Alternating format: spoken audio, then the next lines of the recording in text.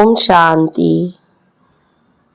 बाबा हम बच्चों को स्मृति दिला रहे हैं, यह अब अंतिम समय है, घर जाने की समय हो गया है।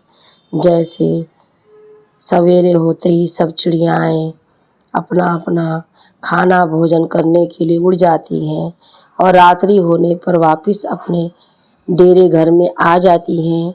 बाबा भी हम बच्चों को स्मृति दिला रहे हैं कि अब घर जाने का समय है। 84वां जन्म पूरा हुआ, अब अपने घर और राज्य को देखना है। इसलिए बाबा कहता है सच्चा सच्चा सौदागर बनो। पढ़ाई में जो है सुस्ती नहीं करनी है। कई बच्चे आधी से ज़्यादा ऐसे होते हैं जो पढ़ाई को ध्यान नहीं रखते, पढ़ाई मुरली पढ़ते नहीं हैं। तो बाबा ने उस पर भी हम बच्चों को समझानी दी है, क्योंकि मुरली ही हमारे जीवन का आधार है, श्वास है। इसलिए मुरली पर भी विशेष रूप से ध्यान रखते हुए चलना है। सुनते हैं 24/12/2022 के साकार बाबा के महावाक्यों में। बाबा बोले, मीठे बच्चे सदा यह स्मृति में रहे कि हमारा यह अंतिम 84वां जन्म है। अब वापस घर जाना है, फिर अपने राज्य में आना है। प्रश्न में बाप पक्का सौदागर है कैसे? उत्तर में जो अभी साहूकार है, जिन्हें पैसे का नशा है, बाबा कहते हैं तुम यहाँ की अपनी राजाई संभालो। उनका बाप स्वीकार नहीं करता। गरीबों को ही बाबा ऊंच से ऊंच बनाते हैं। गरीबों की पाई पाई सफल कर उन्हें साहूकार बना देते, इसलिए बाप को पक्का सौदागर कहा जाता है। दूसरा प्रश्न, बच्चों में कौन सी सुस्ती बिल्कुल नहीं होनी चाहिए? उत्तर में कई बच्चे मुरली सुनने व पढ़ने में सुस्ती करते हैं, मुरली मिस कर देते हैं। बाबा कहते हैं बच्चे इसमें सुस्त मत बनो, तुम्हें एक भी मुरली मिस नहीं करनी है। ओम शांति। बच्चों से बेहद का बाप पूछते हैं, और जो भी गुरु गोसाई आदि है वे अपने फॉलोअर्स को बच्चे नहीं कहेंगे। आजकल तो अच्छे अच्छे जवान विद्वान भी भाषण करते हैं। वह बुजुर्ग माता अथवा पुरुष है, उनमें हिम्मत ही नहीं आएगी जो कहे कि हे बच्चों। तो यह अक्षर वह कह सकते हैं जो गृहस्थ व्यवहार में हो। बच्चा अक्षर फैमिली का है। बाप कह सकते हैं वह सन्यासी आदि तो फैमिली के नहीं हैं, वह है निवृत्ति मार्ग वाले। तो गृहस्थ व्यवहार के ख्यालात बुद्धि में नहीं आते। तो माता पिता हैं तो जरूर बच्चे बच्चे कहेंगे। तुम भी समझते हो बेहद का बाप हम बच्चों को बैठ समझाते हैं। पूछते हैं बच्चों तुम्हारा घर कौन सा है? परम धाम। परम धाम से कोई समझेंगे नहीं, तो कहना चाहिए शांति धाम, निर्माण धाम। तुमको याद करना है अपने घर को। जानते हो बाबा आया हुआ है, हमको श्रृंगार कर घर ले जाएंगे, फिर हम सुखधाम में आएंगे। अभी तो यह है दुखधाम, इनको तुमको सन्यास करना है। ये बेहद का सन्यास सिवाय परम पिता परमात्मा के और कोई सिखला ना सके। वह तो हद का अर्थात घरवार का सन्यास करते हैं। तो माता पिता है ना, माता पिता घरवार कैसे छुड़ाएंगे? उनका तो धर्म ही है निवृत्ति मार्ग का। जैसे और धर्म है आर्य समाजी, राधा स्वामी। अभी राधा का स्वामी कौन है ये कोई भी नहीं जानते हैं। तो वास्तव में राधे कृष्ण तो प्रिंस प्रिंसेस है, आपस में दोनों सखा सखी ठहरे, उनको राधा का स्वामी नहीं कहेंगे। जब राधा का स्वामी बनता है फिर नाम बदल कर लक्ष्मी नारायण नाम पड़ेगा। श्री नारायण स्वामी है, हाँ, जब तक शादी नहीं की है तब तक स्वामी नहीं कहेंगे। यह फिर समझने की बातें हैं। बाप ने बच्चों से पूछा अपना शांति धाम सुख धाम याद है? ये रावणपुरी सुख धाम है, पूरी रहने की होती है। रावणपुरी में राम सीता है नहीं। यूँ तो तुम सब सीताएं हो और बाप कहते हो मैं हूँ राम। मुझे तुम सीताओं को रावण की जेल से छुड़ाना है। तो सारी दुनिया समुद्र के बीच में है, उन पर रावण का राज्य है। राम राज्य तो सतयुग में था, जिसमें लक्ष्मीनारायण राज्य करते थे। था भारत पर राज्य, परंतु उस समय और कोई खंड ना होने के कारण कहा जाता है तो यह भी विश्व के मालिक थे, है भारत के मालिक, और कोई खंडों का नाम निशान नहीं रहता जितना भारत का नाम आता है। तो सारी दुनिया के मालिक ठहरे ना। और वहाँ तुम्हारा मीठे वाणी में राज्य चलता है। तो यह तुम बच्चों की बुद्धि में रहना चाहिए कि अब नाटक पूरा हुआ है, अभी वापिस घर जाना है। हमने 84 जन्मों का चक्र लगाया है। मनुष्यों की बुद्धि में कुछ नहीं आता, ऐसे ही सुनी सुनाई बातें कह देते हैं। तुम जानते हो हम 84 का चक्र लगाकर आए हैं, अभी हमको वापिस जाना है, फिर नए सिरे चक्र शुरू होगा। पुरानी दुनिया कलयुग से नए सिरे शुरू नहीं हो सकता, परंतु नया चक्र सतयुग से शुरू होगा। यह सब बातें तुम बच्चों को ही समझाई जाती है, परंतु कितनी बातें बच्चे भूल जाते हैं।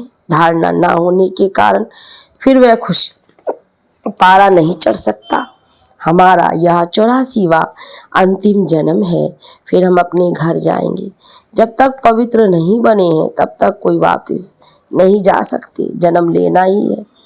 जो तुम पहले पहले थे अब पिछाड़ी में हो। सब धर्म वाले अभी अंत में भिन्न नाम रूप देश काल में है। गुरु नानक जिसने सिख धर्म स्थापन किया, उसकी आत्मा कहाँ है? यहाँ ही भिन्न नाम रूप में है। सबको पूरा पाठ बजाना ही है। अभी तुम पुरुषार्थ कर रहे हो नई दुनिया में जाने के लिए। पिछाड़ी में सबको हिसाब किताब चुकतू कर फिर जाना है। गुरु नानक की आत्मा फिर अपने समय पर आएगी।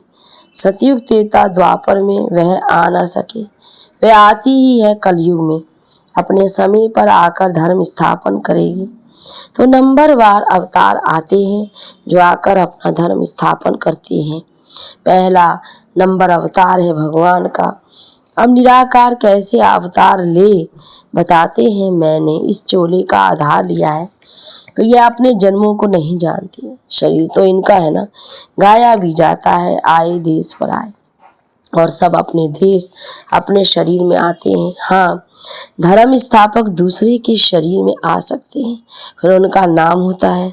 पवित्र आत्मा आकर प्रवेश करेगी। जो पहली आत्मा है वे धर्म स्थापन नहीं करेगी, जो आत्मा प्रवेश करेगी वही स्थापन करेगी। सितम आदि पहली वाली आत्मा सहन करती है।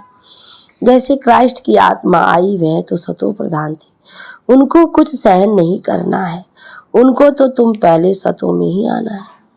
तो जो पहली आत्मा है वह सहन करती है। दुख तो आत्मा को ही होता है ना, जब शरीर के साथ है। धर्मराज भी शरीर धारण कर कराए सजा देंगे। आत्माओं को फील होता है हम सजा खा रहे हैं, इसलिए कहा जाता है पाप आत्मा पुण्य आत्मा। पाप शरीर पुण्य शरीर नहीं कहा जाता है। सन्यासी तो कह देते हैं आत्मा निर्लेप है, शरीर पर पाप लगता है। अनेक प्रकार के गुरु लोग हैं। बाबा ने बहुत गुरुओं का अनुभव किया है। बाबा हर एक से पूछते रहते थे क्यों सन्यास किया, घरवार कैसे छोड़ा, बतलाते नहीं थे। तो मैं कहता था कि मैं कैसे समझूं कि मैं भी कर सकूंगा व नहीं। तो ऐसी ऐसी बातें बड़े सुरूर ने यानी समझदारी से करते थे। अभी समझते हैं कि ये सारा जो मनुष्य रूपी सृष्टि रूपी झाड़ है, इनकी जड़ीभूत अवस्था है। अभी फिर से नया शुरू होना है। प्रलय तो होती नहीं, शास्त्रों में महाप्रलय दिखाई है, वह तो होती नहीं। कहते हैं श्री कृष्ण सागर में पीपल के पत्ते पर आया, तो ये सब हैं गपोड़े। बाप कहते हैं मैं तो आता हूँ आदि सनातन देवी देवता धर्म की स्थापना करने। हमेशा पहले स्थापना फिर विनाश पालना, ऐसे कहना चाहिए।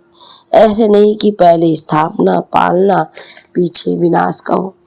तो कोई सेंसिबल सुनेगा तो कहेगा ये तोते माफिक पड़े हुए हैं।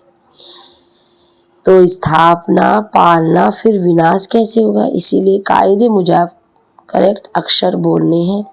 स्थापना विनाश पालना।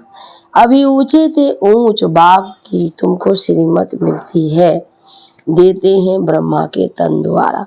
बाबा हम बच्चों को ब्रह्मा के तन द्वारा ये श्रीमत देते हैं। ये बाबा का शरीर मुकर्रर है।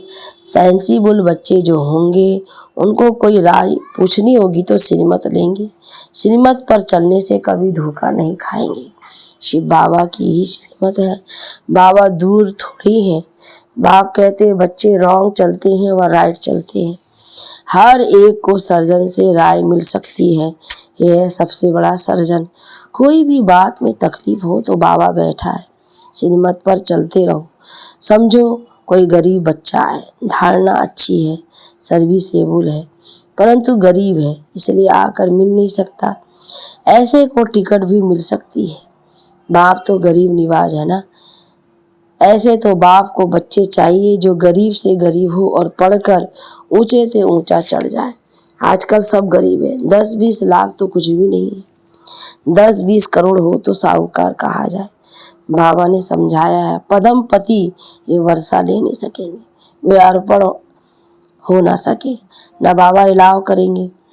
गरीबों की पाई पाई सफल होती है, ऐसी क्या पड़ी है, यह भी पक्का सौदागर है, इसलिए साहूकार आते ही नहीं है। बाप कहते तुम अपनी राजाई संभालते रहो। अब तुम बच्चे जानते हो, बाबा आकर सब वेदों शास्त्रों का सार समझाते हैं। यह भी बाबा ने समझाया है, विष्णु को ब्रह्मा बनने में 5000 वर्ष लगते हैं और ब्रह्मा से विष्णु को निकलने में तो 1 सेकंड, और कोई ये बातें समझ ना सके। बाबा कितना अच्छा हिसाब समझाते हैं। विष्णु की नाभि कमल से 84 जन्मों बाद अभी ब्रह्मा निकला है। अभी ब्रह्मा सरस्वती सो फिर लक्ष्मीनारायण बन जाते हैं, सूर्यवंशी बनेंगे, फिर चंद्रवंशी बनेंगे। तो ये सारा चक्र बुद्धि में है, ब्रह्मा सो विष्णु, विष्णु सो ब्रह्मा। ये टॉपिक बहुत अच्छी है, सारे चक्र का राज इसमें आ जाता है। यह सब बातें सेंसिबल बच्चे अच्छी रीति धारण कर सकेंगे और पॉइंट लिखते कैरेट करते रहेंगे। भाषण जब करते हैं कोई को याद नहीं रहता तो कागज सामने रखते हैं। तुम बच्चों को ओरली समझाना है। बैरिस्टर लोग बहुत अभ्यास करते हैं, फिर दूसरा वकील आर्ग्यू करेंगे तो किताब खोलकर देखेंगे, फिर बोलेंगे जज साहब देखो फलानी लॉ बुक में यह है, वह फिर कहेंगे फलानी बुक में ये है। तो उन्हों के पास बहुत पॉइंट्स रहती है। इंजीनियर की भी बुद्धि चलती रहती है, तो हमको ऐसे ऐसे प्लान्स बनाने हैं, तुमको भी विचार चलाना है, टॉपिक की लिस्ट बनानी चाहिए, इस पर यह पॉइंट समझाएंगे, फिर सारी नॉलेज बुद्धि में आ जाएगी। फिर एक्यूरेट भाषण करेंगे। अचानक भाषण करेंगे तो गड़बड़ होगी, यह भी नंबरवार प्रैक्टिस है। तब तो जो तीखे हैं उनको बुलाते हैं, आकर भाषण करो। समझते ये बड़ी बहन है, भाइयों में जगदीश होशियार है, तो कहेंगे ये बड़ा भाई है तो फिर रिगार्ड पूरा रखना चाहिए। फिर बड़े का काम है छोटों को सिखाना। स्कूल में मैनर्स भी सिखाते हैं, इसमें भी मैनर्स अच्छे चाहिए, जैसे स्कूल में मैनर्स सिखलाते हैं। दैवी गुण धारण करने, मूडी नहीं बनना है, कभी मीठा कभी कैसा, वह फिर सर्विस नहीं कर सकते। बहुत मीठा बनना चाहिए, बहुत प्यार से किसको समझाना है, तब अच्छा पद मिल सकता है। सभी को राजी करना है, यह तो जानते हो बाबा आकर सभी मनुष्य मात्र को खुश करते हैं। सर्व के सदगति दाता, सर्व को सुख दे शांति देने वाला है, प्रेम का सागर, सुख का सागर है। तुम्हारा बाप है तो बाप जैसा मीठा बनना पड़े। तुम कल बाप का शो निकालते हो। शिव शक्ति पांडव सेना, तुम स्वर्ग की स्थापना करते हो। टाइम लगता है जब तक आसुरी गुण बदल दैवी गुण बन जाए। आत्मा पर जो जंक चढ़ी हुई है वह कैसे निकलेगी, योग बल से। तो जितना बाबा की याद में रहेंगे उतना कट उतरेगी। बच्चों को मुरली एक भी मिस नहीं करनी चाहिए। बहुत बच्चे सुस्त हैं जो कभी मुरली भी नहीं पढ़ते हैं। मुरली में बहुत अच्छी अच्छी पॉइंट्स निकलती है, तो कभी भी मुरली मिस नहीं होनी चाहिए। परंतु बाबा जानते हैं अच्छे अच्छे बीके भी मुरली की परवाह नहीं करते, समझते हैं हम होशियार हैं। अच्छा, मीठे मीठे सिकिल दे बच्चों प्रति, माता पिता बाप दादा का याद प्यार और गुड मॉर्निंग। रूहानी बाप की रूहानी बच्चों को नमस्ते, रूहानी बच्चों की रूहानी बाप दादा को गुड मॉर्निंग, नमस्ते बाबा नमस्ते। हमारी दादियाँ हैं और बड़े बड़े भाई साहब हैं, आदि रतन जिनको कहे जाते हैं, कभी भी मुरली मिस नहीं करते। हमेशा मुरली क्लास में आकर पढ़ना सुनना उनका विशेष पहला पाठ था। तो ऐसे रत्नों को बाबा हमेशा याद करते हुए उदाहरण देते हैं। तो हम बच्चों को भी बाबा के श्रीमत अनुसार उदाहरण मूर्त बनना चाहिए। दादियों के समान, बड़े भाई जियों के समान हम बच्चों को भी ऐसे ही मुरली सुनना और पढ़ने के साथ तभी हम सेवा कर सकेंगे। तो धारणा के लिए मुख्य सार में पहली पॉइंट, सभी को राजी करना है, मूडी दिमाग वाला नहीं बनना है, बहुत बहुत मीठा बनना है, अच्छे मैनर्स सीखने और सिखलाने हर कदम पर सुप्रीम सर्जन से राय लेनी है, श्रीमत पर चलते रहना है, सेंसिबल बन हर पॉइंट्स स्वयं में धारण करनी है। वरदान में त्रिकालदर्शी स्थिति में रह ड्रामा के हर समय के पाठ को देखने वाले मास्टर नॉलेजफुल भव। विस्तार, त्रिकालदर्शी स्थिति में स्थित रहकर देखो कि हम क्या थे, क्या है और क्या होंगे। इस ड्रामा में हमारा विशेष पाठ नूंधा हुआ है। इतना स्पष्ट अनुभव हो कि कल हम देवता थे और फिर कल बनने वाले हैं। हमें तीनों कालों की नॉलेज मिल गई।